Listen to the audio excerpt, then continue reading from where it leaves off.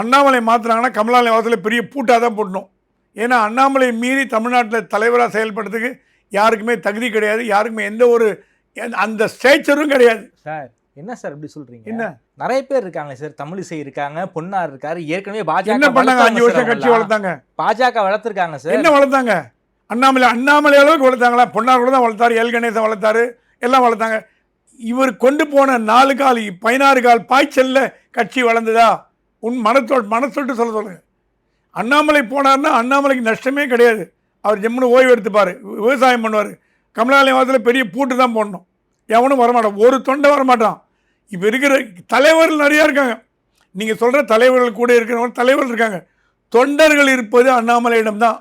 அந்த தொண்டர்கள் வேணும்னா அண்ணாமலையை ஹர்ட் பண்ணாமல் இருந்தீங்கன்னா தொண்டர்கள் வருவாங்க. நீங்கள் அண்ணாமலையை ஹர்ட் பண்ணி அவர் எடுத்து நீக்கி எதாவது பண்ணிங்கன்னா தலைவர்கள் உள்ள கட்சியாக பழைய மாதிரி தாமரை மலர்ந்த தீரும் கத்தின்னு 4 பேர்கிட்ட போய் பூத்து கூட ஏஜென்ட் இல்லாமல் நிற்கிற லெவலுக்கு தள்ளுவாங்க. அதான் நடக்கும்.